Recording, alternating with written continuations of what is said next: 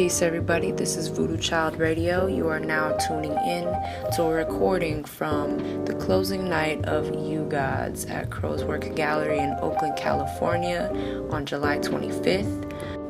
UGODS is a multimedia art project brought to you by Malidoma Collective, a collective of all female-bodied entrepreneurs, artists, educators, and change makers and healers in Oakland, California.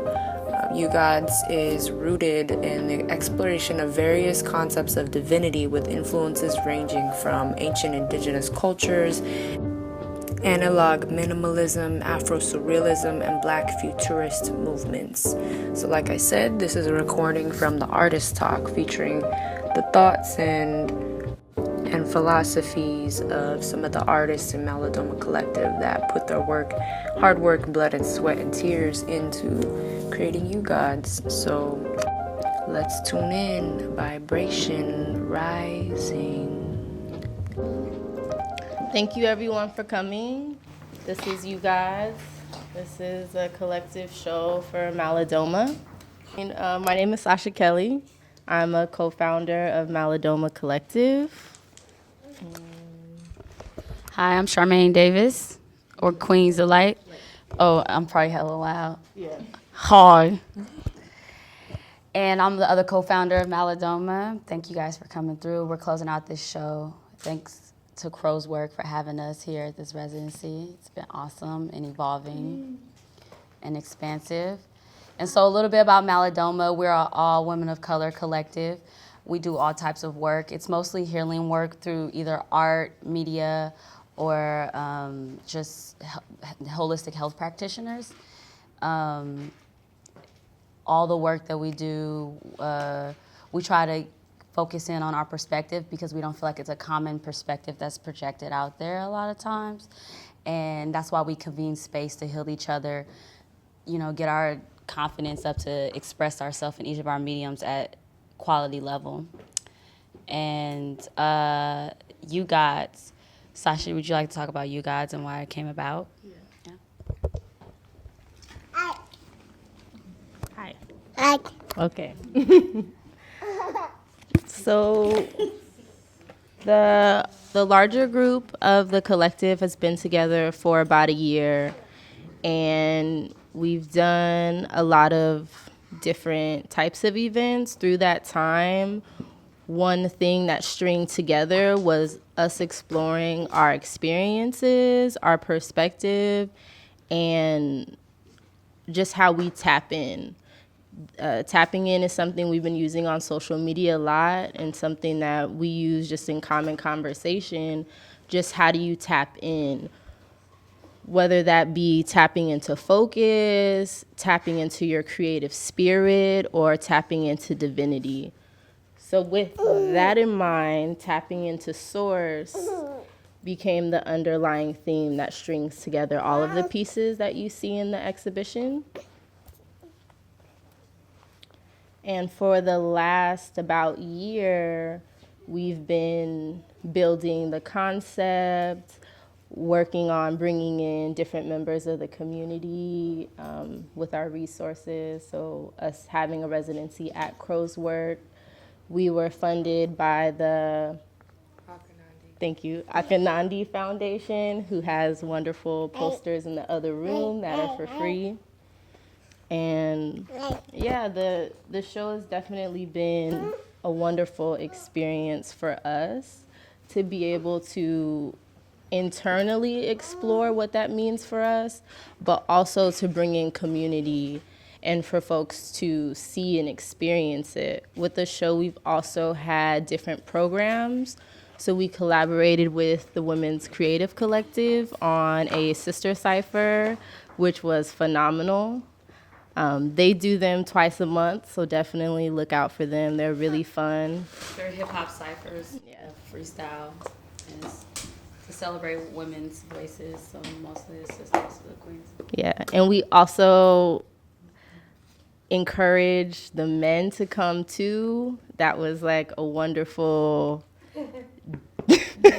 it was a wonderful dance and expression, because a lot of times just because it's women-centered doesn't mean it has to be only women. It's just a space for us to be celebrated. Exactly. Tap into women. Exactly. Juju was holding it. It was legendary. But so we did that event. We also did a new moon art making workshop with myself and 2AM, and that was really awesome. There was some youth from Missy that came through. Missy is an organization that works with young women. So we made an invite extension to Missy. They're a nonprofit organization that work with sexually exploited minors and children. They advocate against human trafficking. They work a lot around policy work and changing laws that affect young women. About 90% of the young women that come through Missy are African American and or Latino. A lot of them are children starting at age 11 on up. So it was really nice to have them in the space, and the feedback they got back was amazing. To have those young women in here drawing pictures of their yoni and kind of like trying to mimic some of the installation. But yeah, that's Missy, and you guys can go to their website. I believe it's missy.org, MISSEY, but it might be different. But I'm sure you can Google it as well. So we did the Sister Cipher, we did the art making workshop. We also did Getting Down with My Yoni, which is a womb wellness workshop facilitated by Samaya Franklin, who is one of the members of the collective. And that was a really nice interpersonal way for women to learn about their bodies, connect that to spirituality, and to express that together as sisters. And this last Thursday, we did a lounge event with DJ Sedusa, and that was fire. It was wonderful music and another way for people to come in and see the work. So now we are here at the Artist Talk, and some of the artists are here. We're just gonna pass the mic and give folks a few minutes to talk about their pieces. And then after that, we're gonna open the discussion for everyone. And we have our wonderful moderator here, Juju, who will kind of allow the conversation to flow. Introduce yourselves, and then I just start off with some questions, and then open it up to you guys. Does that sound good? Yeah? Okay. Hello, my name is Amber Newsom. I also go by 2AM. I am the creator of these cutouts that you see here. Often the work that I do is mostly based in like Orisha or Egyptian and like self-worship. So I'm usually taking imagery back and reshaping it for African or POC people and POC ideologies. And that's pretty much what all these pieces are mostly about. Jazz? Peace. My name is Jazz Monique Hudson. I am the creator of this piece behind you, which is entitled Train of Thought. I'm an educator here in Oakland. I work inside of Juvenile Hall. I work with many local high schools. I'm also a spoken word artist. I do a lot of poetry and healing work, pretty much just sharing my own experience, but more importantly, helping young people begin to start to create a narrative around what they want their legacy to be and what they want to leave behind. So all my work is focused on building legacy, tapping into mind, body, spirit, and emotions, and kind of creating curriculum that focuses in on that, using poetry as the main form of communication and conversation. So I introduced myself as Charmaine, but my performance name is Queen's Delight, and I'm a local MC, so I rap and I do poetry, and my piece are these, I do video installation art too, so I have like 2 gifts back here, and I also will be performing after, doing a performance piece. Yeah, and at large, I guess I'm a community builder at heart, and I just try to do it through as many mediums as I can and try to be creative. I've gotten a chance to work on some workshops and do some stuff with jazz and the high schools here in Oakland, and I've also worked in DC doing nonprofit work with At Promise Youth to help them with just understanding the world and helping with reading and math. So I am fond of the babies. It's all about them. So again, my name is Sasha Kelly. I did the photography pieces there. The concept behind the pieces were to invoke the inner goddess, and it is an ongoing project that I'm working on with an adornment artist by the name of Danielle Keenan. If anyone is interested in participating, any genders, please holler at us or holler at me. Sorry. It's all good. Still the show. Well, yeah, it's an ongoing project that we're working on to invoke people's inner goddess, but we're leaving it open for male and female identifying people to participate. So if you're interested in participating and showing your inner goddess, reach out. I would love for everyone to be a part of it. Does that include elder folks? You said yes. Yeah, you said just gender, and I was wondering. Well, all Okay. ages, all genders. Nice. Well, I'm Juju Angeles. What I do? I write poetry. I think first and foremost, I'm a mama. That's like, yeah, everything. And then I'm a poet and a writer, and I'm from New York. So I'm new to the Bay, and I'm very excited and honored to actually be here and be asked to be a part of the Malidoma Collective because, like it was mentioned earlier, it's not really the kind of work that they produce is not the kind of work that's mass produced when it comes to women of color. So I'm very thankful to be here. Thank you. So can I now begin? Yeah. Thank you. Yeah, definitely. So going back to the concept of divinity, and so the first question here that I have is, what is the importance of exploring divinity in your platforms?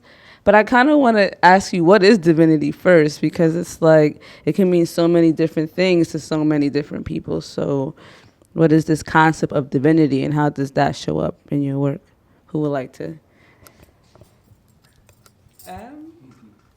2 a.m. So divinity, how I define it for myself, I mentioned prior that a lot of the imagery that I work with is from Egyptian, like hieroglyphs and culture and whatnot. In Egyptian culture, they believed that if you were the pharaoh, that God said that you were the closest in divine light and alignment to the throne, which was why you were gifted the right to be pharaoh. But I believe that everyone has a right to be a ruler, a king, a queen, etc. So finding your own inner divineness and being able to explore it and explore it and almost not exploit it, but respectfully cultivate it and grow it to share with other people, and for them to find the connection to you and to their divinity, and to be able to just bring it back to self in whatever creative platform they use, almost inspiring everyone else.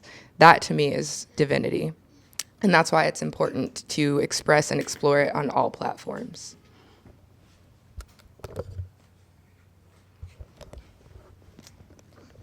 For me, I think divinity it's a plethora of things, and I feel like there is so many other words that also mean divinity. And it all comes down to your higher self. and it's an ever evolving experience and an ever evolving understanding for myself personally. I think it's important to use our platforms to explore divinity because there's so much work, there's so much conversation, there's so much imagery and just energy in the world right now that is here to distract us.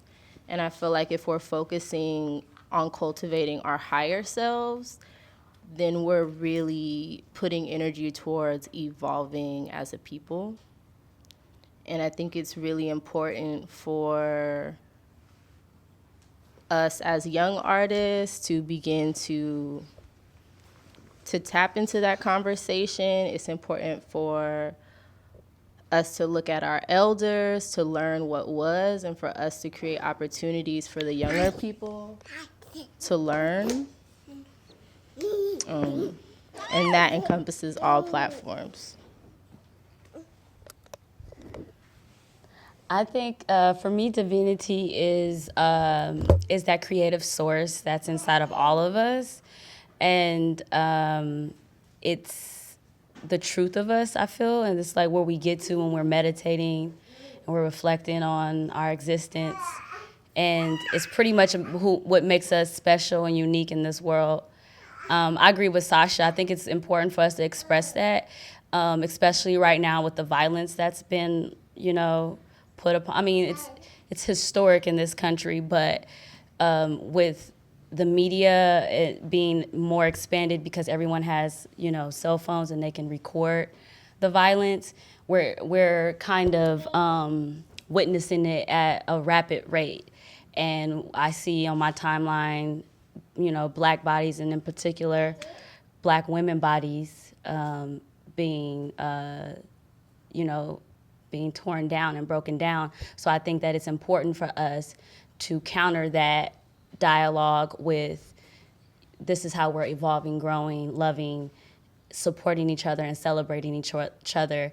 And that way, when our children are looking at this, that they can understand that there's a duality that's going on, and it's not just overwhelmingly one way. Like it's not like we don't have any agency in all of this. We have agency and power in this. And so it's important for us to express that inside of our works, no matter what the platform is, and that way people can see the balance.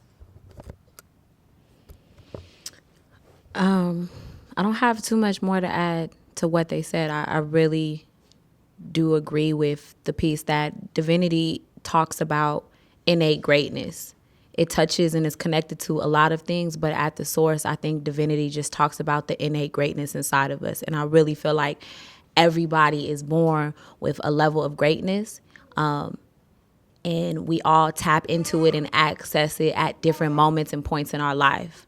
And it also transforms. What makes me divine as a small baby, it'll still be there as I grow into a teenager and an elder woman, but it presents itself differently. So I think divinity as well talks about this level of transformation and what does it look like at different stages and different points in our life.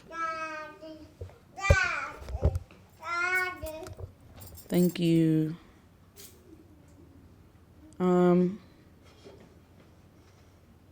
So the next question sort of talks about, I think, like what it takes to tap into divinity, right? And so we bring up the word ritual.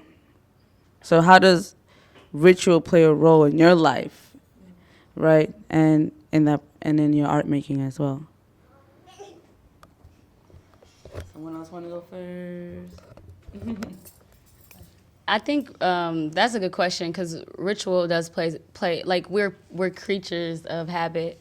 So I see people who do stuff, like my nephews, that they've been doing since they were little babies, and it's interesting how it transforms as they get older. But I think for me, ritual starts in the morning when I rise, just acknowledging that I have breath in my body. And when I get up, I try to meditate and just reflect on what my intentions are, like set my intentions for the day. Because if I don't do that, then I feel like I'm kind of, just willy-nilly, and that's a good feeling too. But when you're trying to get stuff done, it's always easier to kind of set an intention before the day. And I feel like I do the same with my work. If I'm writing a song or trying to do a treatment for a video, I try to set an intention of how I want people to receive it. And sometimes it goes away from that, but for the most part, I set my intention and then I just trust my process and try to figure it out. And that's something I'm still doing, is like I just express myself and then I reflect, and I express myself and then I reflect, and then just try to fine tune it. And I think that's my ritual for the most part. How does ritual play a role in my life? How does ritual speak to divinity? The first way I know, like, naturally to answer that question is to talk about, like, what ritual is. Like, the first thing that comes to mind is something that you do every day, right, with the intention. Rituals sometimes ground the space. Rituals sometimes will be that one thing that ends something toxic in your life. And, like, that could be prayer. That could be a spiritual bath. And in terms of the role of ritual in my life, I'm a mother as well. My son is 8. And through raising him and growing with him, I had him at 18. I'll be 27 next week. And it's helped me get into the ritual of loving myself. It's something that I'm still learning. And it's kind of scary even to say that learning how to treat me right is a practice that I have to have instead of this innate thing that we talk about, right? So the role of ritual is everything. Now as a family, my family is expanding. Like, there's a meditation room in the house. The kids know meditation. Mm-hmm. They know the stones, they know the crystals, and just really keeping us connected to what you said, like about the twins, her nephews, about the stuff we do all the time. Like, we played in dirt with the rocks, and Amina, I watch her put things in her mouth all the time, right, exploring stuff. And so I make it a ritual to tap into my senses, to taste new things, see new things, smell new things, hear new things. I love to climb trees. I haven't done it recently, but that was a ritual. And though having those things and those practices there keeps me connected with the source. And for me, that's the divinity piece.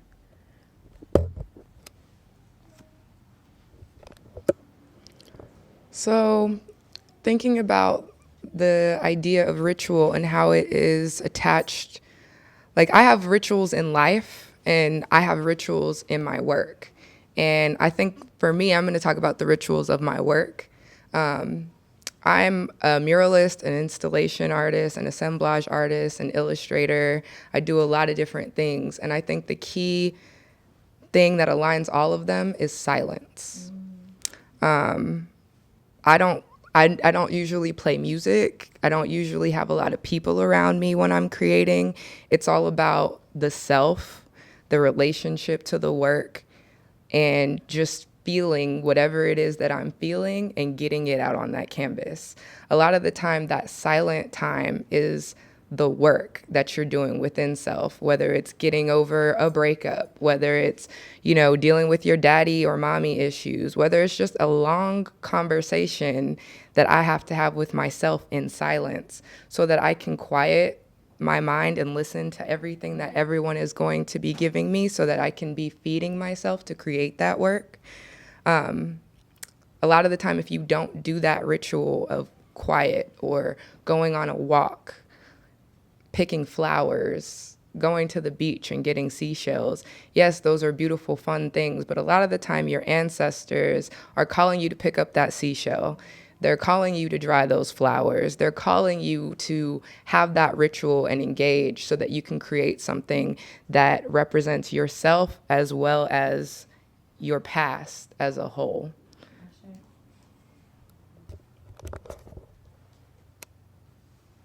Sorry. Okay. So adding on what's already been said, I believe ritual is the things that we repeat in our life to feed us. And that goes, there's a holistic approach to it that goes to everything in your life. And for me, I'm learning, I appreciate Jazz bringing up her experience with Nassar, because my daughter is 1, and I am learning the self-love piece. And really learning that in the simplest forms. Before, it was a very external experience, or things that I needed to apply to myself. And now I'm learning that ritual is how I apply myself and how I engage with the world. And in terms of artwork, I'm learning that the ritual within my work is to affirm my experience and to affirm the experiences of people within my community. And I think that ritual is something that we all should really tap into, because like Amber had mentioned, our ancestors are asking us to do this. And I think there's a lot of things that can make it easy for us to fight that urge and to fight that instinct from within. And just as mentioned before, like taking that silence and really listening to yourself and even knowing what your true inner voice sounds like, and not the voice that's coming from scarcity or doubt or fear, but that pure, genuine, like love and grace and gratitude that's reaffirming you to keep going.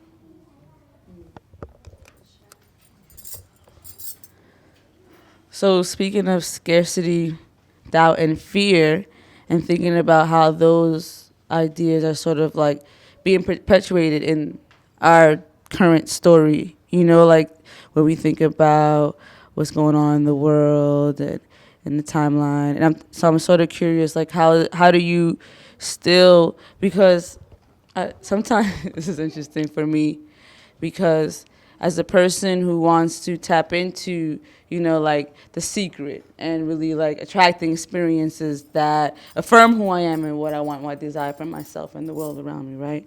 But then looking at the world around me is a whole other story. So again, like, how do you approach social justice issues that affect you personally? Because, okay, like, like, I'm still here, but, there's so many, even being a mom is a political identity. I don't know if people realize this, but it is. That's why a lot of feminist things started, because women were like, hold up. So I'm supposed to clean the house, run everything, and then you're going to run my life because you don't affirm who I am, right, in the household. So you want to control, whatever, right? So women were like, F this, I could work too. Like, this ain't nothing.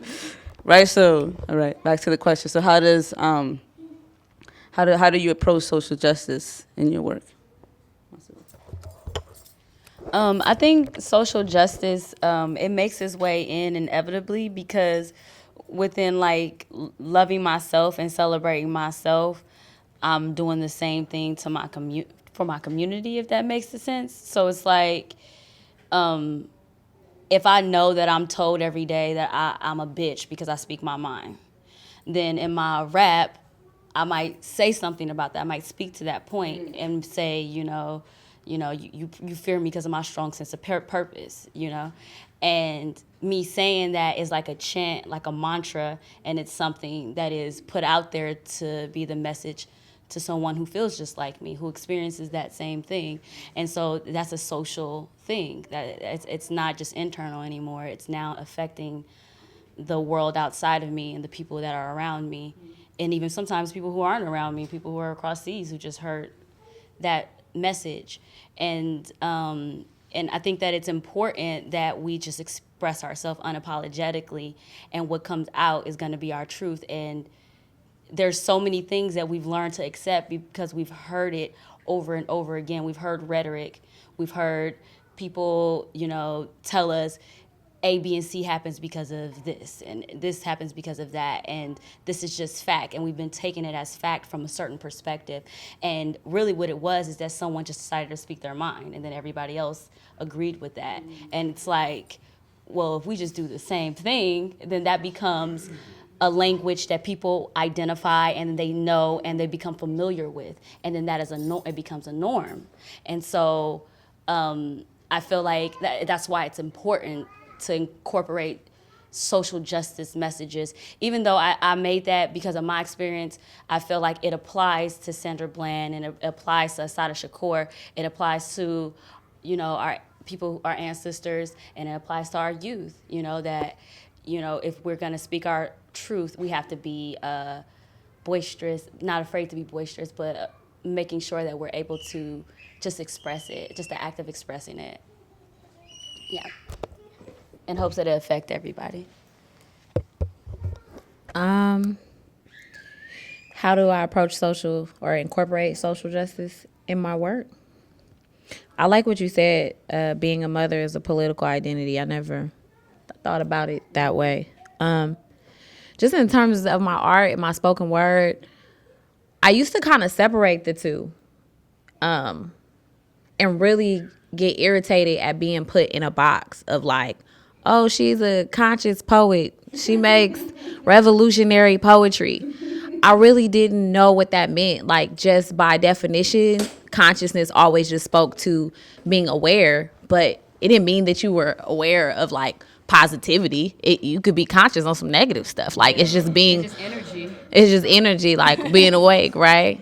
And then it always bothered me because a lot of times you would see all folks in community and in the artist realm doing really dope things like socially and around policy and politics, but then you meet their person and their spirit was off. And to me, that didn't align with my concept around social justice. And it's not to box everybody as being elevated or healed or good or bad or anything like that, but it was just like, just because you've done all these great works doesn't mean that you're a healed or evolved person.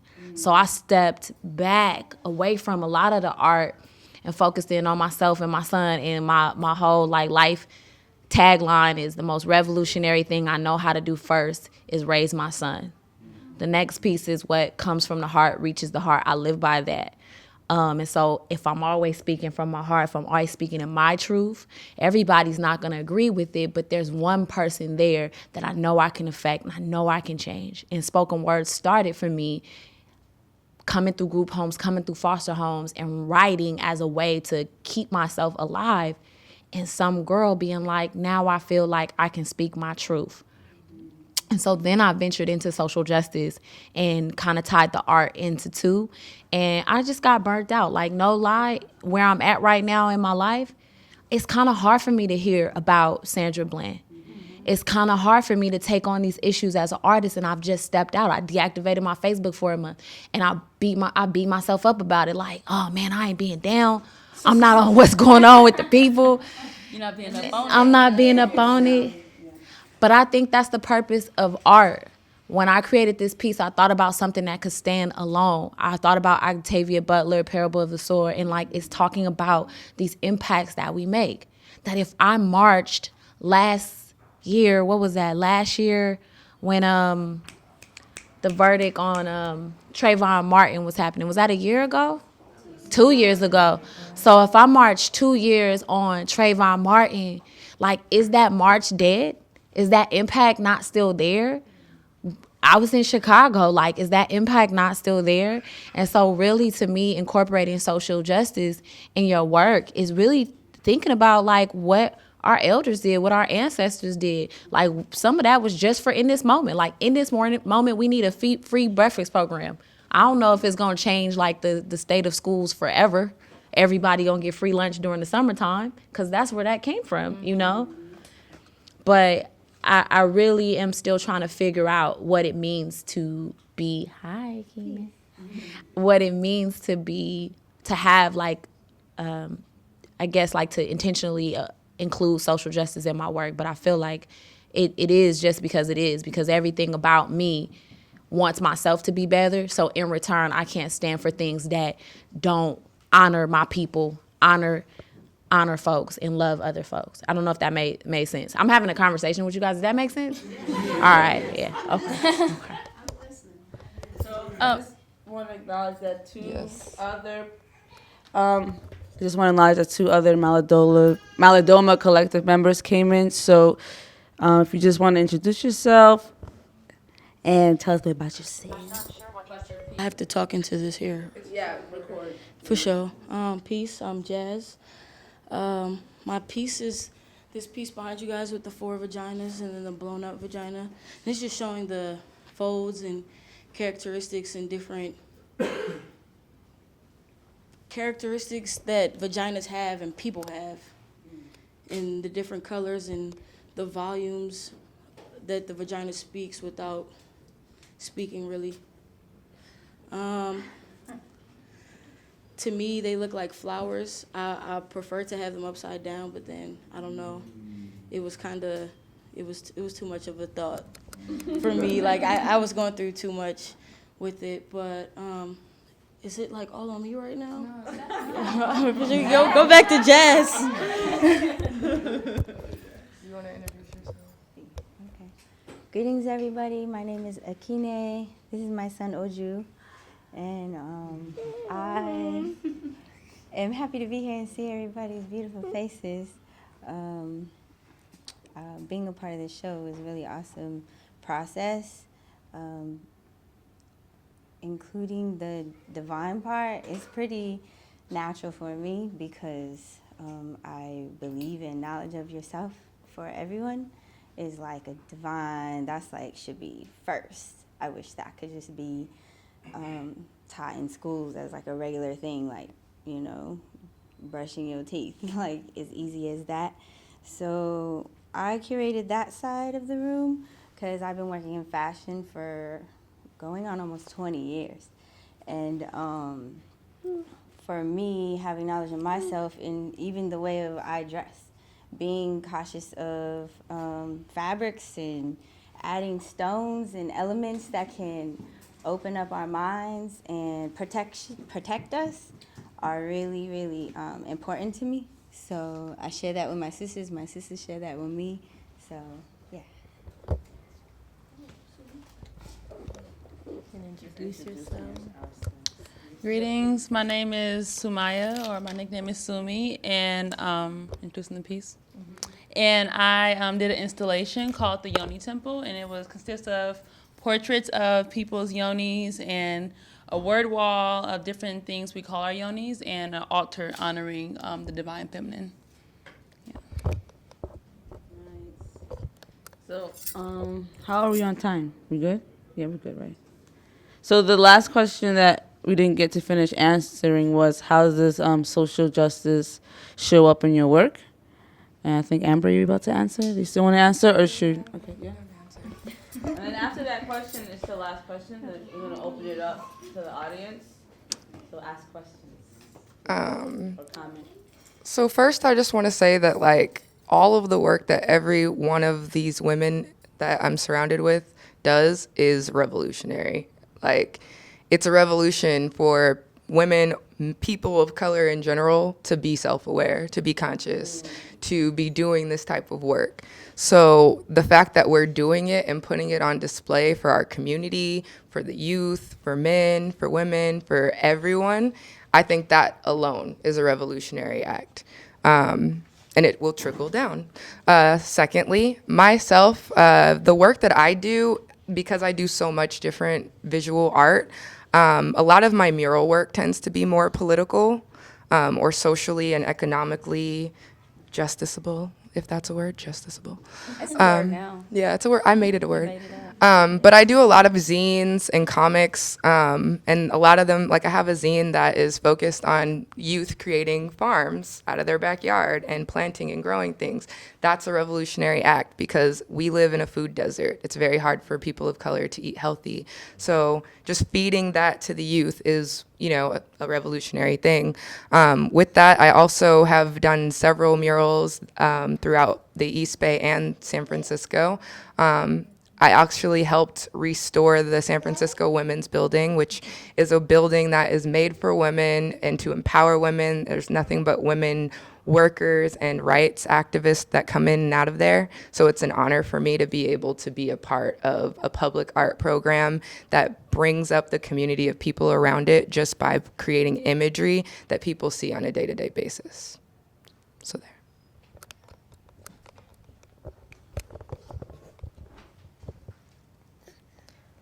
In terms of, you want to talk to?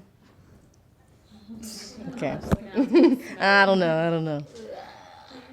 In terms of social justice and artwork, the first thing that comes to mind is Emory Douglas.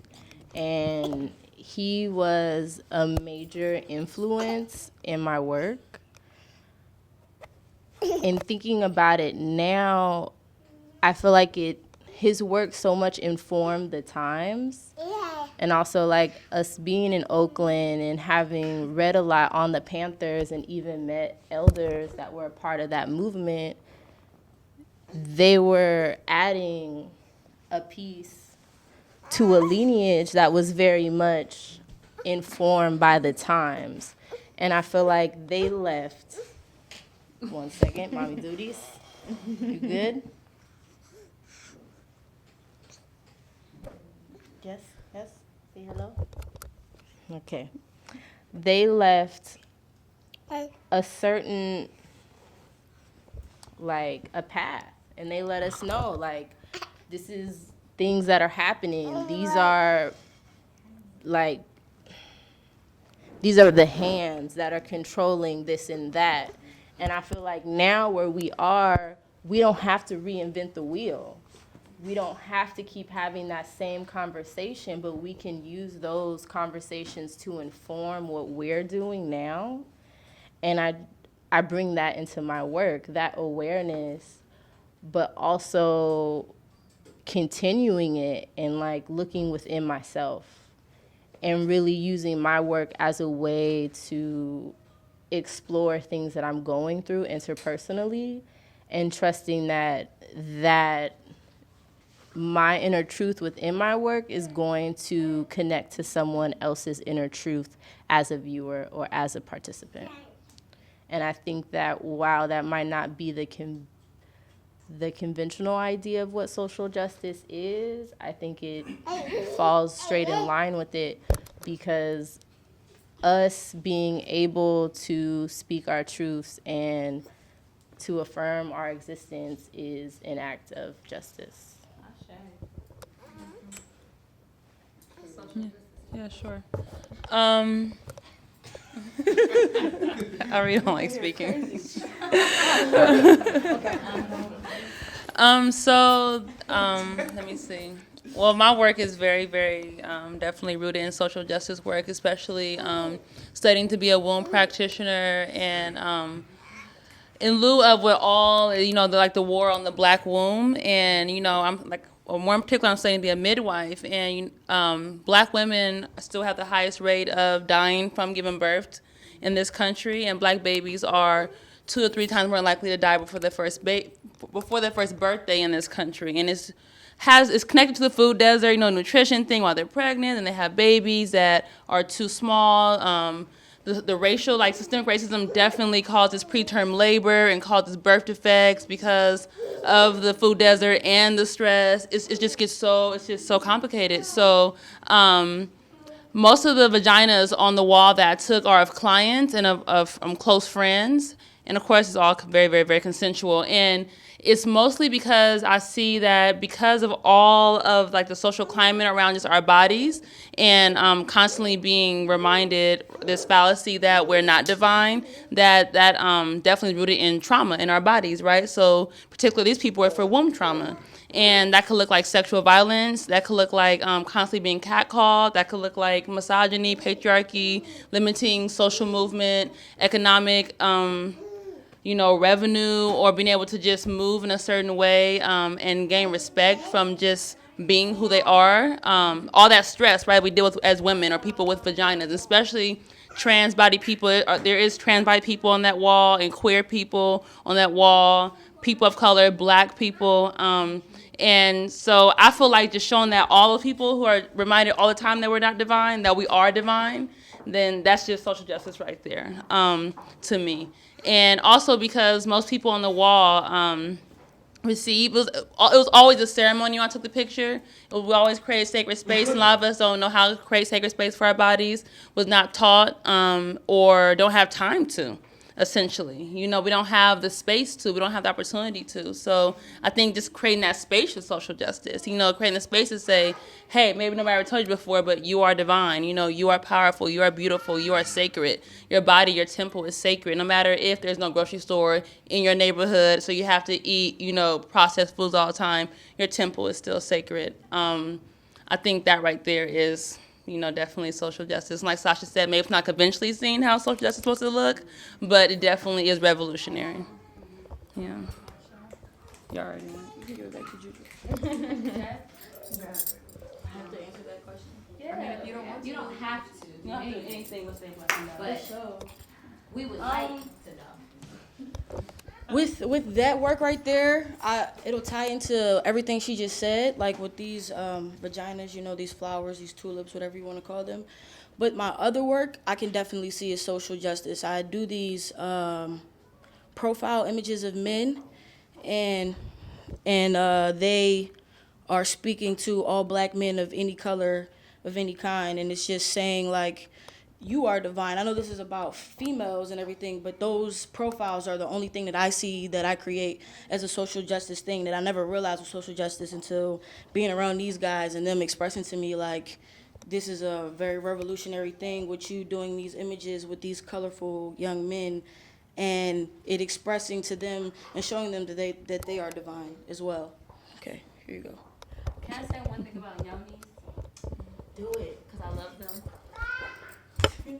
I think that y'all celebrate them, and the impact of the piece also has something to do with that being like a spiritual portal, and it's the way by which every single person in here has came into existence here today, and it's something that in hip hop, like you hear dudes talking about, oh, I hit it from the back, and they talking about hitting it and objectifying it, but they don't even know, excuse my language, what a pussy looks like most of the time, because they don't take the time to look at it and to appreciate it as that portal that they came through at some point, and that they will probably bring another entity into. And so that is social justice to me, just to be able to like look at it. Yeah. It's, you know what I'm saying? Look at it. It's there. It's existing. It's here. It's beautiful. It has layers. Pay attention to that. Explore that. Celebrate that. Learn it and learn how to Message. Real quick. So she said that. So now we're having a. This is how Malidoma really be. I gotta talk about pussy. Yeah, I am pussy. Like, I don't know. Shout out to the collective being in the building. So, I mean, it just sparked me because it took a minute. So, I mean, to me, this is what social justice look like. Malidoma itself, like, came together because all these beautiful women in here, like, we be kicking it with each other, be loving on each other, have met each other at all different walks of life. And I just think our being is a piece of social justice. To be able to have Sasha, like, feed her baby and that's a sacred process. And to share that with everyone in this room. You know, when I first met Akina, I was twisted up from a car accident, and she helped me like tap into fire breath, and I didn't know what the heck fire breath was, and how to just like really channel in on my breathing, and offer me healing services and didn't even know me. Each and every last one of us met at some walk. When I first met her, we were on a plane headed to Tennessee to do a training to teach young children how to read, to do a reading program. And I've watched wisdom just come all through. And she's younger than me, but like to me, that's like my grandma. Because through her growth for herself, like she tapped into like the grandmother, the great-great-grandmother in her, and birthing so many babies and so many lives, right? And what Malidoma is we're always reflecting the greater parts of each other. Like, we always show up for each other and healing. And to me, that's social justice, especially amongst women of color, amongst Black women. Like, you'll look at a sister because her outfit is fly and get a stank look, you know? And to be like, I just wanted to tell you that your outfit was nice, you know? And just the piece around Black men, it's never been a shutout. Like, there are men in this room that are like honorary Malidoma brothers and stuff like that. And our cipher was like that. It became like this conversation, like, oh, check it out. Bow to the queen, bow to the yoni, but let me uplift you, brother. And that's that piece. And like, when I first met, it happened like that. But when I first met some of these women, like, I would never change my clothes in front of anybody. And it spoke to a level of my own oppression about what my body meant. And these women taught me how to show up differently in that space, to bring my 8-year-old son into that sacred, divine space. And he was like, what is that? I said, don't say, That's where you came from. He was like, I see booties. I said, yes, it's some booties there. It's some, you know, and I never would have dreamed of showing my son something like that. If I was a child, like, and to talk about what growing up meant, like, my parents wouldn't have never let me see something like that. So to be able to learn how to offer that to him and it not be perverse, that it not be taken out of context, I learned this through my fellowship, through my loving with these women. And to me, that's social justice, you know? Go ahead, shut me up. Sorry. No, so I'm an artist in the show, but I also like posed for the shot that Sasha did. And it's the first nude that I've ever done, like, and just exhibited myself as a woman. And going back to the conversations that I've heard Samaya have and like express to people about the yonis, a lot of the time men have this relationship to the vagina and they'll be like, her vagina's beat up. Her vagina looks like this. Her vagina looks like that. Her vagina. And it's like, no, my sacred space. This is my sacred space. It's something that's different from every person. Yeah. Like, my face is different. My lips, my boobs, everything about your body is different. Mm-hmm. And just because it's different from someone else's doesn't mean that it is not beautiful. And being able to, like, be nude in front of a camera and then have everybody and their mom come through and look at the picture, it's just, like, really, really... It's exciting, it's invigorating, and it just sets you free, honestly. Anybody who's thinking about getting shot by Sasha, it's a very vulnerable experience, but it's beautiful because I don't give a damn about what any of y'all think about the way I look. I know I look fly, so. But they think you look fly. But yeah, I mean, because I feel like I look fly, y'all feel like I look fly, so just so you know. So not to shut you out, Kini, but we haven't heard from you yet. She's like, you have add-on, but I'm curious to see, like, how do you use, like, for instance, you have fashion and like product out there. Like, how do you tie that into, like, even just social justice, right?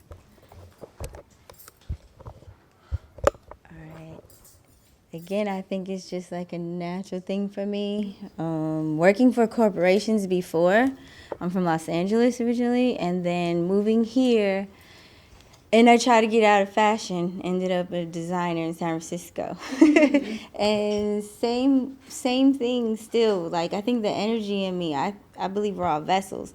So something in me already took me out of it right away, and then started working for myself more on a freelance level. I just utilize, like, I'm easily adaptable, and then I'm like a quick learner. And I really appreciate, like, Oakland and people sharing information with me. I'm like Johnny number 5 when it comes to information, but like the wisdom and the understanding and the love that I can pour it into. So I'm not as big as an, like, active activist in the street, but from like a perspective of what I can share on the under or behind the scenes is more where I am, maybe because I'm a mother, so I'm always in the house. So I just create that way, and I'm always thinking of things in my head. I really love music, and I really like to read, so just always things keep popping up, and I believe in, like, before and after lives, right? So I'm always like, I think I was like this Indian woman prior life for some reason. Like, I love everything from India, and I love textiles, I love color, and I just tap into these energies from, I believe, the creator, and then I just kind of go from there. And streetwear, whatever, I might be really into that because I'm also a B-girl. So then I just think of things to put on clothing and give them a head change there. Give something that people can attract to. I believe in magnetism and auras. So in colors, I use chakras a lot of times. All right, say excuse me. We talking, but you good. So I believe in using chakra colors, the colors of different chakras for like, you know, you're having a certain day, you feel like you need to be in solitude, then I'm gonna wear blue and focus on my throat. You know, and sharing things like that within my works is social justice, very much so. Having like that verbiage that people need to read on my back, on my chest, on my earrings, whatever I create, the elements of the metals, you know, the elements of the buttons, even things down to that wire and the consciousness of the fabrics. Very, very much so. That's what you'll find in my work, and hopefully for a long time. I want to see my pieces in vintage stores or in thrift stores. I'm down for that. And then somebody will just keep recycling. So also the quality and things like that. And that all goes into the spirit, I feel, too. The spirit work, I believe in that. So the spirit work of just, it's simple thing is clothes. But one thing people are always going to need is clothes. I don't know. I've been living off the grid, so we haven't been wearing much clothes, me and this whole summer. So who knows what's to come. I actually created most of those pieces up the mountain. But I was limited, too. So now I'm off, and I'm, like, all expanded right now. So maybe by winter, it'll be something new. So I give thanks for being a part of this and just being inspired on a daily by all y'all, the community here, the sisters for sure. So that's my angle on it. Word. Thank you. Thank you. So does anyone have any questions that they would like to ask? I'm gonna pass the mic down. Pass it down. Thank you.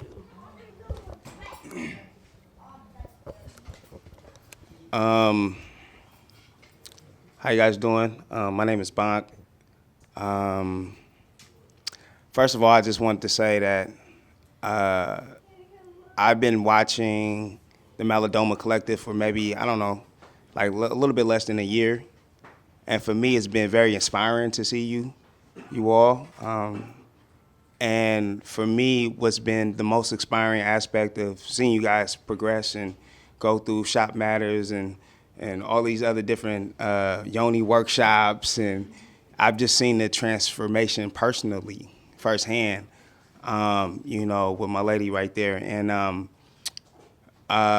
you know, I have affinity to women. I believe that you guys have birthed us and created us. I love my mother to pieces. I have a 5-year-old daughter. And so for me, my question is, not to be long-winded, but my question is, as a man and as a male, how can I support the goddess in you? And how can I evoke a deeper and more meaningful connection with the goddess within me?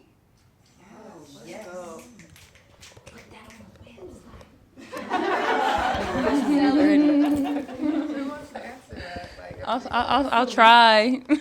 I'll attempt. I think that, you know, it's interesting you asked that question because I do a lot of work around like womb wellness, and I get asked sometimes by people who have who are usually cis hetero men, actually, like, can I come to the workshop because I want to learn these things so that therefore I could love the yonis that I'm loving on more, you know, in a more meaningful way, in a deeper way. I want to also be able to hold my queen's hand as she's, you know, healing, or if I have a lover with a womb and a vagina, I want to love them better, right? So I've actually thought about this, and I thought, you know, I definitely am an avid believer that we are all just energy, and it's a spectrum between masculine and feminine, and we're all just somewhere on that spectrum, you know?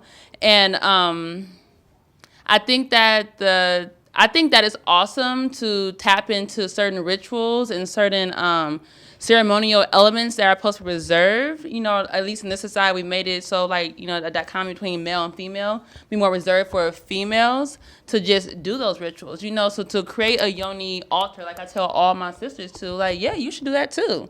You know, as, you know, your partner, because you are, you know, with a cis woman, like, as your partner is going through her own healing and doing ceremony, to join her. And join her in a way of just holding space, not in a way of having to take over, not even have to participate in more than just sitting there and being just there.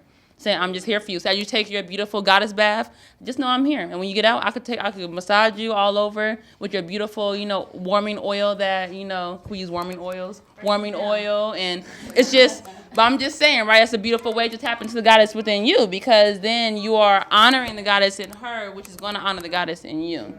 And I think another way, you mentioned that you love your mother to pieces. I think the best way to do is to heal our relationships with our mothers, no matter how strange it is, no matter how painful it may be. I think it's necessary in order for any of us to tap into the goddess within ourselves, is to heal the relationship with our mothers.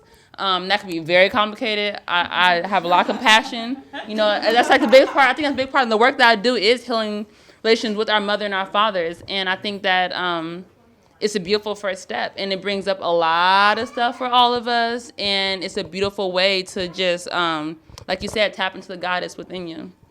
Yeah.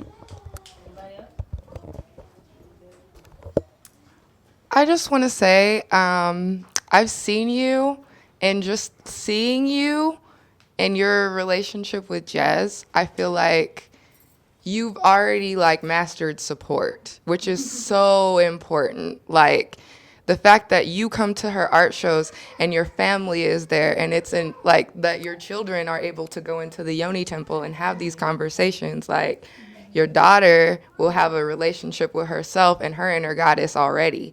So, like, you know, I just would say build on what you're already doing. Just continue to be supportive. I often feel like, as a woman, I often give myself, I've told the other Jazz, I give myself sacrifices. So only the finest of foods, only, you know, if I want to take a love bath, if you are giving her a love bath, give yourself a love bath. Like, give yourself just as much love as you would give a goddess, and you'll tap into the source. That's what I would say. Yeah, for sure. I think with men too, just like opening up and have the power enough to be vulnerable with us. Yeah, like, That's it. yeah, because it's so much power in it. Like, when you surrender to, you know, if you're with a woman, surrender into her power and her gentleness and her being able to heal you as well.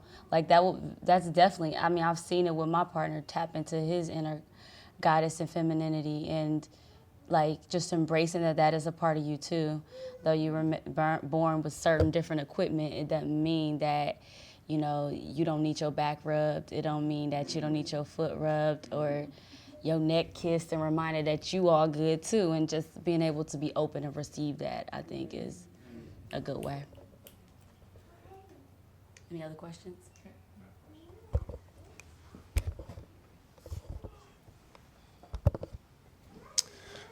First of all, love and respect to Malidoma, like what you guys do. It's my first time being to one of you. I think it's my second time being to one of you guys' event, but my first time really meeting you and seeing who you all are. My name is Tony, and this is kind of a question for Jazz. When you were talking about social injustice, I'm also an artist, a rapper, poet, whatever, and you know, last year when a lot of things started becoming polarizing on media at the end of the year, a lot of my friends and myself started to take things very sensitively. You know, it would be hard to look at. I deactivated my Facebook too. You know, and I never went back on just because it really became like the new news. You know, it was like every day was just some terrible, terrible event I didn't want to see. So what I do, I do create, and that's how I get my passion out, you know, or else I'll be weak and I won't be able to be my happy-go-lucky self, you know. So I made a project. It was awesome, loved it, people loved it, performed, blah, blah, blah, blah. And still, you know, I still don't feel like it did anything at sometimes I feel like it didn't do anything for, you know, to help, or just still to this day, you know, you have things like Sandra Bland that happen, and it made me feel like sometimes like my work isn't worth what I'm doing. But I love what Queen said about the balance, about, you know, what you guys do is showing, even though all that stuff is on the media being polarized, when you are, you know, doing these healing spaces and things like that, it shows that, well, there's another side to it, you know. So my question for all of you guys, but really just, you know, aimed towards Jazz, is how do you stay completely happy with yourself after that? Because you said you backed out of the, you know, stopped doing social justice art as much because it became probably difficult for you as well. How do you continue to feel like what you're doing is worth it, or that, you know, happy, you know, how do you stay happy, you know, fulfilled, yeah, just all that, you know, in a sense.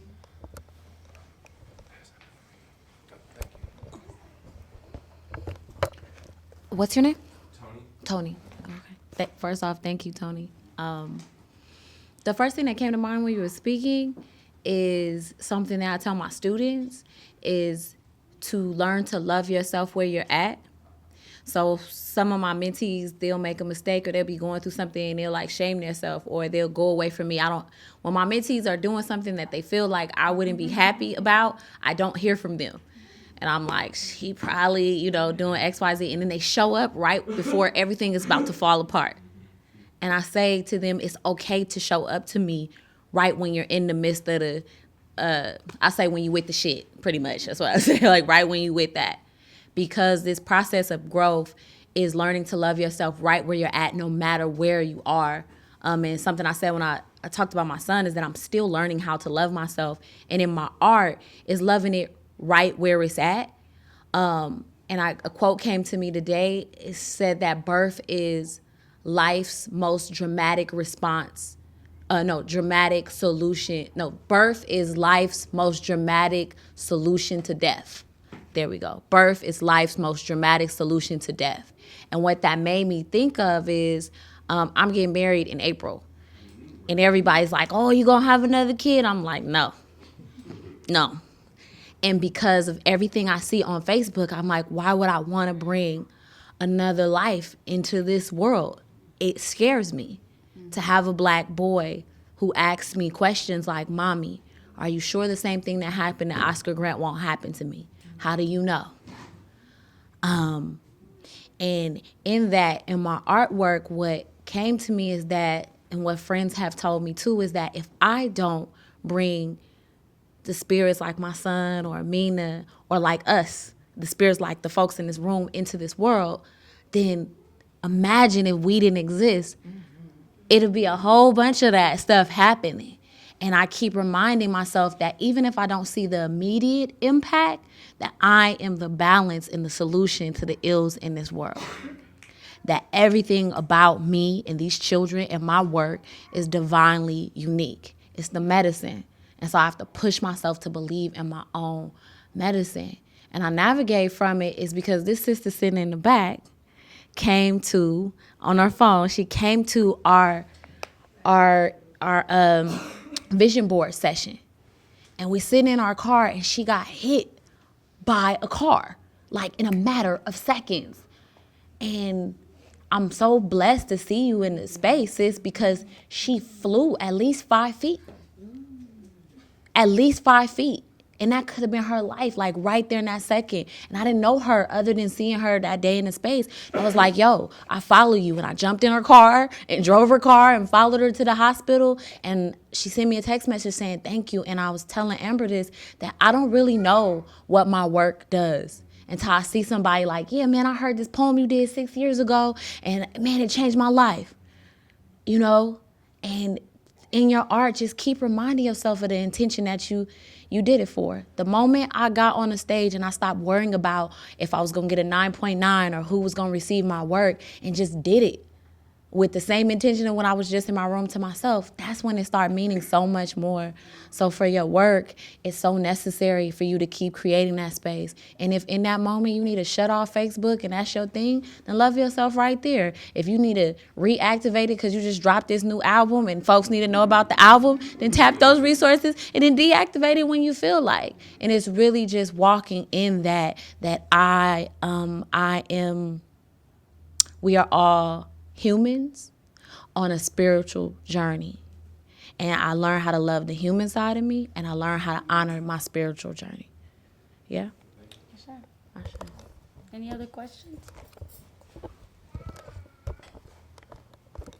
Hi, you young folks. Oh, my God. And you too, young men. My name is Rochelle. I'm a mother and a grandmother, and they're both boys, or one's a man. And every day, I have to lift them up and make sure that, nothing happens to them. And when I come in this room and I listen to you young folks, I'm like, oh my God, there's something really powerful going on here. But I also want to say that when we think about, you mentioned about not reinventing the wheel, sometimes we have to reinvent the wheel because a lot of stuff that, our ancestors did to bring us to this place, there was a lot of messiness and mixed in with some of the great stuff that was happening. So we need to not be afraid to really carefully talk about those things and, and try and make the great greater, but we do have to talk about some of the really crazy messed up stuff that happened within our movements, the Black Power movement. We can read, like Elaine Brown and Assata Shakur, and we can learn a lot about some of the bullshit, the misogyny, the sexism, the patriarchal bullshit. We have to have conversations about that and not be afraid to talk about the violence within our own communities and how we perpetrate it and what can we do. The question comes up time and time again about why, who do we call when shit is happening to us? Especially when the cops are killing us. How do we transform? How do we have transformative justice when we're in fear? So, I want to encourage you all to think about that, to think about, how can we improve upon some of the things that were really messed up within those movements and examine them carefully and don't be afraid to talk about it, so, but I love all of y'all. And I just want to thank you, and that's my 2 cents. Thank you. I'd like to say something before I have to go. I'm a raw food chef, and so I made pizza for the young lady there and raw cookies, and I've got strawberry blueberry pie to make from fresh raw organic strawberries and blueberries, and my company is Divine Raw Foods, and all this divinity talk is tied right into me, and I'll be on KPFA talking about my products 3:30 on A Rude Awakening right before, anybody know the show? You guys listen to KPFA? It's What day is it? Monday. Oh, it's Monday. It's I just drew a blank. The best show they have, it's Davey D show, exactly. Boy, I forget. Hard Knock Radio. There you go. Yeah. So right before Hard Knock, I'll be talking about eating right and what good food does for your body and what bad food does for your body. So the first thing we do, like the brothers want to know, is you got to look at yourself. Really look at yourself and examine what are you doing for yourself. Are you doing good for yourself, or are you just following like a sheep and stuffing cheeseburgers in your throat? So you got to learn how to take care of yourself, and then you can learn how to take care of others. And I thank all these sisters for sharing this space and for really sharing. I mean, this is the real truth, and I appreciate truth more than anything. So I just want to say thank you. So there's someone behind you who hasn't spoken yet?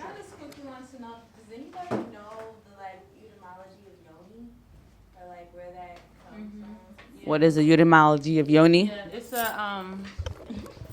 So thank you for that question because I use yoni a lot, and people a lot of times, bless you, a lot of times ask me like, why do I even choose to, call my vagina yoni? So yoni is a Sanskrit word, and it means a sacred passageway.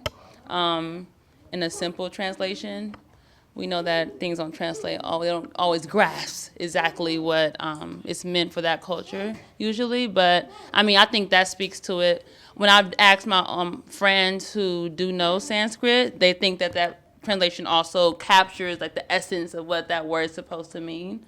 So right, so Sanskrit, it means a sacred passageway, and you could all kind of think like, wow, like that's really profound. It's like really a profound statement, to say that this is my yoni, right?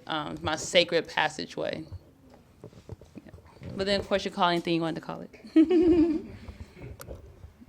don't need one of those. Well, no, it's we're recording. Oh. Ignore that. Sorry. There you go, brother. Sorry about that. Hello. Oh, so the question I wanted to ask y'all was, in fairy tales, like our culture is pretty much predominantly narrative. Our entire species is a narrative species, and we see other cultures tell fairy tales and stories of tomorrow and something that will teach us morals and ethics on a young age and a young stage. What stories do you tell your children? Like what fairy tales that represent you and us? What fairy tales do we tell ourselves? Because we can't sell them the same Disney crap that sells us. I mean, we don't see ourselves represented in any of the new films. Like, we got Avengers with a black guy who has a handicap, has one eye. That's pretty much what we see. We see either we're handicapped by some degree, or we owe them something. But we don't have any fairy tales or stories that enrich us. What stories do you tell your children? Fairy tales, mythologies, and stuff like that. Yes. Yes. Take the words right out of our mouth. And Christian. We need them. I don't know if you take that. Sir. Okay. Well, the first thing that comes to mind, what everybody said, is Kirikou. You can find it on YouTube, literally. Kirikou came out of Kirikou. He came out of the womb conscious. He walked out of the womb, birthed himself. He birthed himself into the world, then washed himself off, and immediately started asking questions. He cut his own umbilical cord. Kirikou is a G. Yes. And went through his whole life, no clothes. Nope. Butt naked from the jump street. Sorry, I love that. That's something I show my face. Yes. But I also think that that's why it's important for us to reinvent our own fairy tales and stories. That's one of the reasons why I, as an illustrator, make zines that are predominantly for children to teach them various different things that are positive. There's also a lot of Orishan patakis that are really, really, like I draw a lot of inspiration from Orishan patakis. It's not a child story, but I'm also very inspired by Besudo. I don't know if everyone knows about Besudo, but it's a movie about, I'm sorry, my brain is... About the martial art? Martial art, capoeira, yes, capoeira. It's about capoeira and how Brazilian black people used it to fight off a lot of colonialism that was coming their way. I'm sure actually these two ladies, I know I've seen the books that you have. For instance, Sage bought this guy Anansi. So a lot of fairy... Anansi the spider. I like a lot of mythical fairy tales, but they're rooted in... I try to focus on rooted in truth. So a lot of those are available. There's also, like they said, Krishna. I mean, I'll take him to the temple. His birthday lands on the parade. That's in Golden Gate Park, and we go there. So these are actually not fairy tales. I mean, I try to distinguish the fact of mythical fairy tales are fun. Even at the Krishna parade, they'll do a performance, like a theatrical piece, and it's all children. But it's about, like, the deity Hanuman and how he comes, saves, And I don't really try to distinguish, like, that's fake. That's not real. They're gonna feed you this. It's not right. There's like subliminal messages, and beware from this age. I just try to go from that. Even if they do happen to watch Cars, okay, those little subliminal messages are not real, you know, or them saying certain words. Sometimes they'll be like stupid, you know, and I'm like, don't say that. So I like following history, and to the point where my oldest son is 19, and we started a timeline.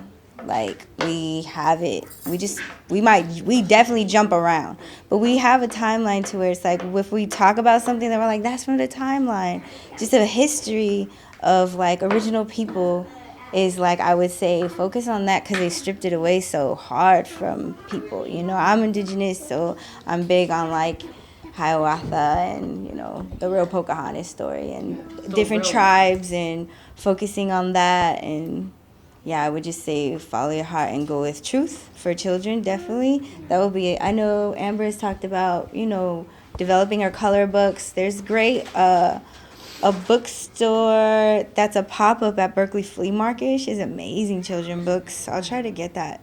Maybe we can like add it somehow, like on a blog for ourselves. Those are important questions, because they're like the future, you know, so keep those questions coming, and just find those mythical fairy tales and think of what culture you want to study.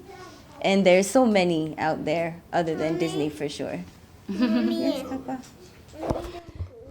In my family, like my mom and my grandmothers, they would tell us stories of them and some of their triumphs in like the most floral way. And they would like stretch the truth, and like, you know, like my mom and my aunts, they would come in from the spirit, you know, on the spirits. And they would come in and tell me how their night went at a club, and they'd be like, you know, we walked in and then everybody stopped, and then, you know, and then this brother, you know, this king, he came up to me and he wasn't correct, so I had to swerve him, and, you know, and it just was like, it was just so interesting and tantalizing, and it was truth, you know, and but, you know, there was exaggerated in some areas to make us, but I feel like that's something that's very innate to our African heritage, and yeah, putting 10 on it, but a way to kind of like incorporate song, dance, like the griot, but the griot's job in a tribe was mostly to communicate news and to give you the news. It's like in Swahili they say habari gani, and that's what's the news. So it's like what's going on, and you can say it like, oh, I'm not doing good, and, you know, if that's the way you want to somber, but you can also say it another way, and it's really about how you want to communicate that message to the children. And a lot of times children, they prefer truth, or like they're the most honest people I know, being around, they're young. Like if your breath stink, they gonna tell you.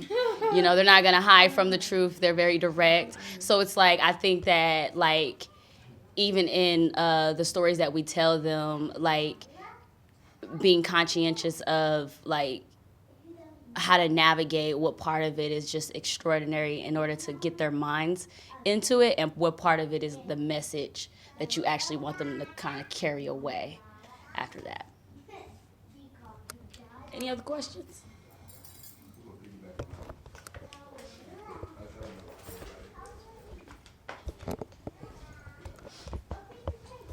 Well, I think it's super important what you just said, because as Africans, we tell a lot of stories through parables. We use parables as our means to actually communicate a lot of messages. It may not be a direct means of us saying it, but I actually read the book by Malidoma Patrice, which like actually gave me a lot about like the spirits of the water. Essentially, like, kind of let me know more about the foundation as to why I think we're all here, essentially. But I know with me growing up, my parents were very conscious as to the images that I was taking in, and I saw the black versions of all those fairy tales. I saw Black Rapunzel, Black Jack and the Beanstalk, Black there was one more, Pied Piper. Like all these, I had to find the company, because it was a place that was actually, it was all one. I don't remember what the company was called, but they were actually putting out all these stories, but were all black people, black images, and and to the point where I haven't seen a lot of the original white ones. I haven't seen The Wizard of Oz, but I've seen The Wiz a million times, and I feel like I feel like it's important for us to like realize that the influence that comes from those stories is what molds the minds of people that actually saw them. So if we kind of put a different image on there, then that image kind of elevates the imagination of the person that saw it. Like that's like the most powerful thing about Jesus. Essentially, Jesus is white, and that makes you more empowered as a white person to see him that way. But if you see that same fairy tale or that same image as a black person, you can identify with it, comprehend it, and then when you digest that, you can move in the world with that confidence, with that self-love, essentially. So I think that that's the most powerful thing. We got to appreciate that we have our lives are fairy tales essentially, but also realizing that those fairy tales might have different origins, and we can just tell them they're essentially fake. We can utilize different images to still grasp those same concepts that came from essentially. But that's all I wanted to say about that.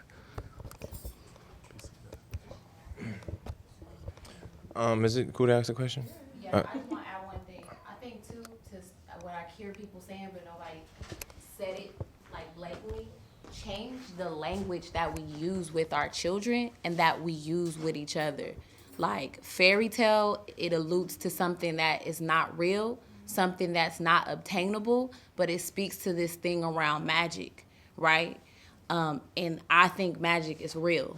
So one of the things my son has been saying since he was old enough to talk, that he was from Saturn. Yeah. I don't know, and people who know Nassar, they know him. I don't know where he got that from, but I never took that from him. And the older he gets, he's 8 now, every year he adds a new piece to it. And my mom and Saturn look just like you. And I came down here because there was a great war on our planet. Like he gives more and more to it. And I just let him have that truth. I never navigate him from that. And I think really thoroughly about the words I use because I want him to have the correct meaning behind things. So I don't show my son no fairy tales. I give him all the magical and mystic truth that he can hold. And any time that I hear him try to knock my fairy tale by something that the world has given him, man, we can't really fly. Yes, we can. Watch me. You don't see me? Oh, you're not looking good. Such and such is boring. Oh, that's just because you're boring. Because there's too many things around to be boring. And so I really just think that piece to really be more intentional with the language we use with ourselves and our children.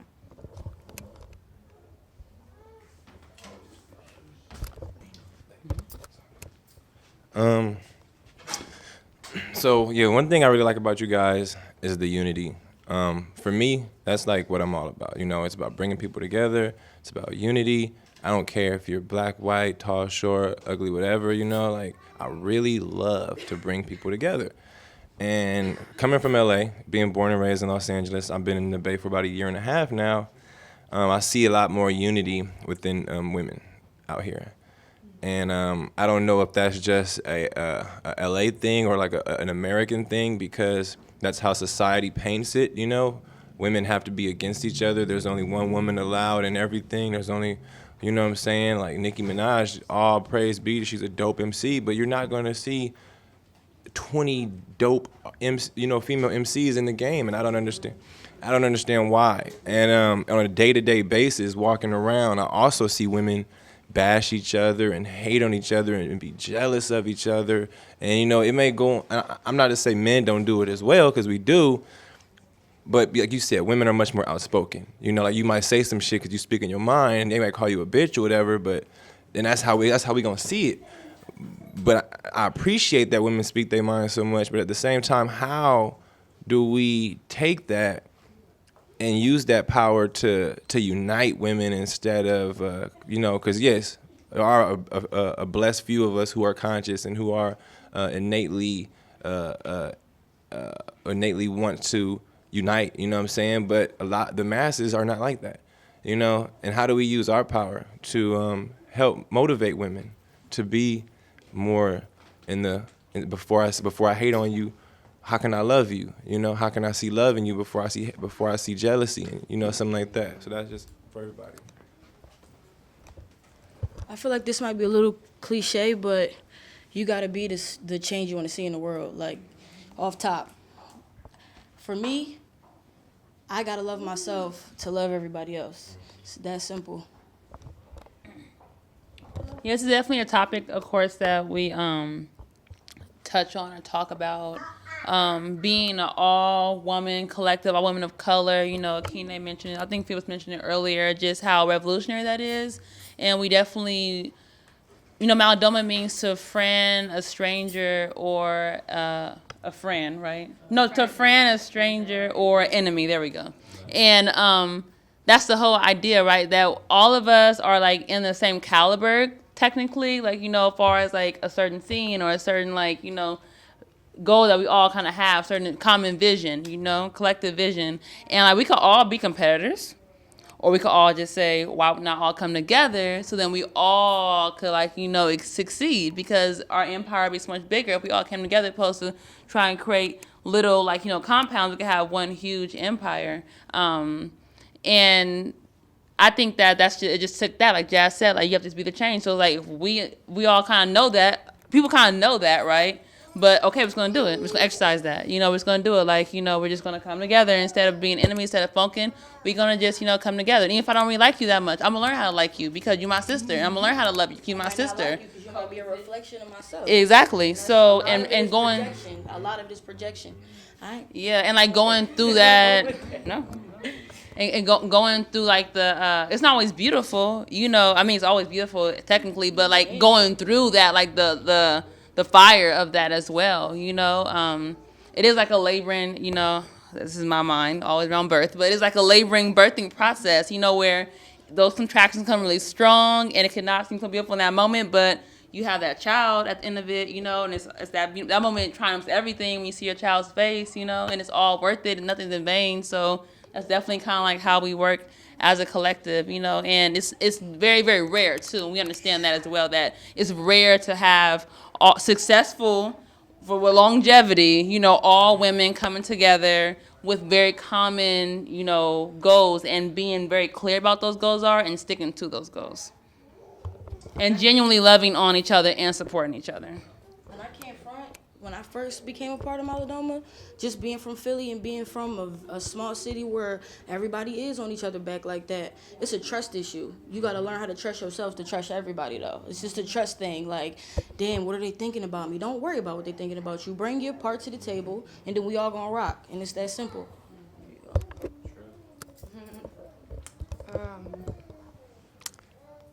So, okay, I remember when I actually hadn't even joined the collective. I met Samaya, and she had some outfit on, something, and I was like, oh my God, that outfit is beautiful. I hate you.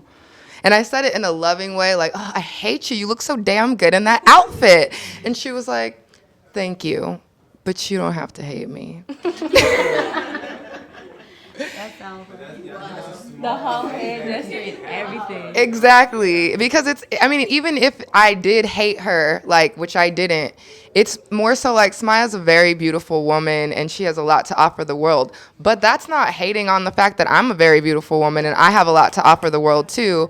And the second that you spend, like, honestly, I always tell people the only reason that we're not in a relationship is because we're intimate with each other, even though we're not intimate with each other. Like, all of us share a lot together. We don't do anything without eating.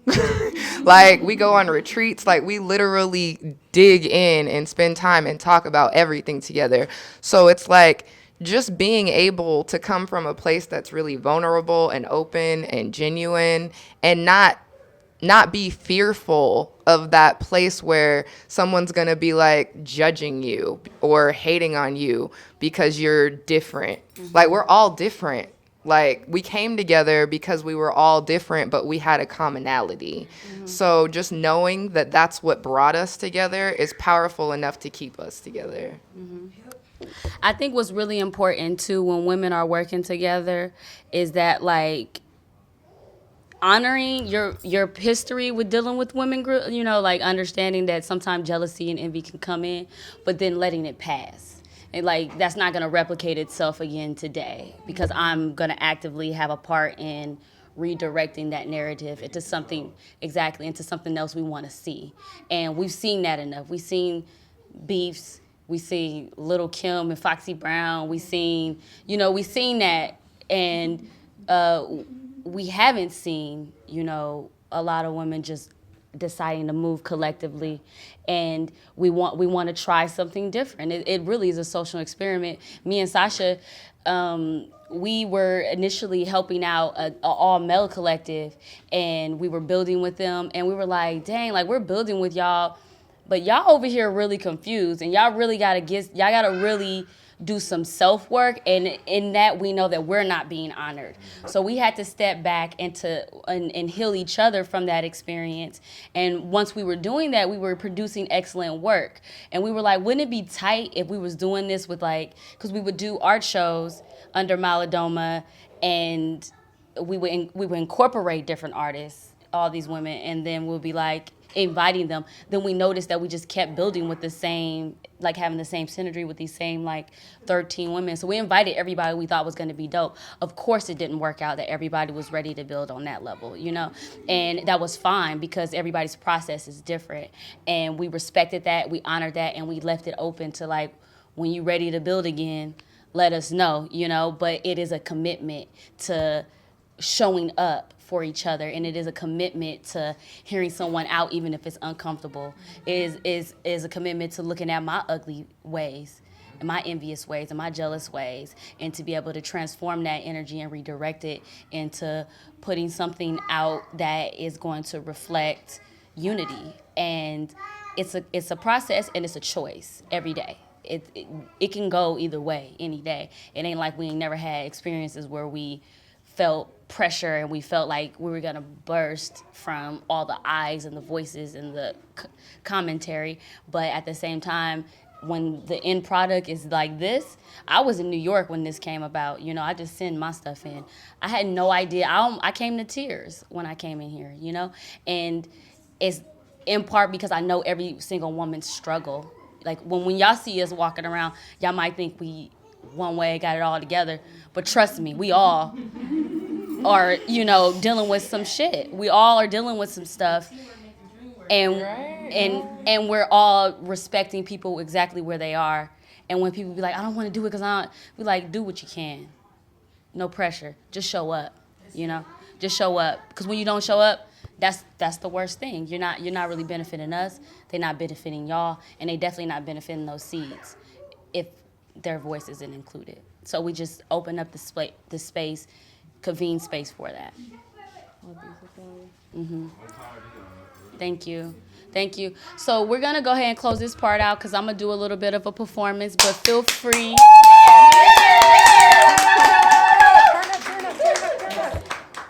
But there's wine, fruit, water, there's installations, art, and feel free to bond with each other and talk to each other. Before everyone leaves, let me just give a round of applause to all the women from Malidoma. Yes, folks.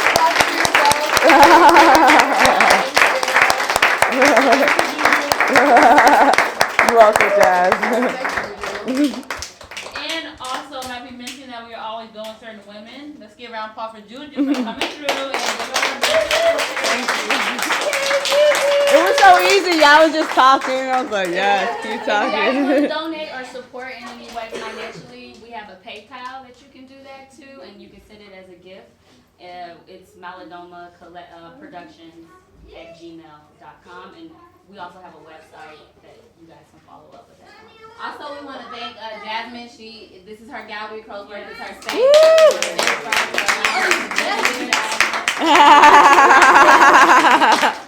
Hello, Jasmine. But we've been able to have work in her space several times, events here, and she always welcomes us. And she always makes sure that the energy is welcoming to other people. She's very intentional about how she creates her gallery, and so I just encourage people to come through and check out the gallery even when we're not here, and to really support sisterhood and local businesses and folks creating a space like this, because we all come together and we all get it done. So thank you. Yeah.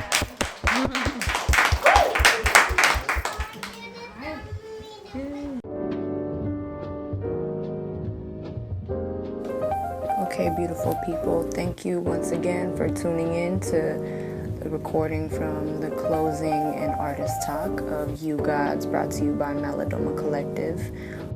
To keep up to date with all things Malidoma, tune in to malidomacollective.com or on Instagram at malidoma_collective.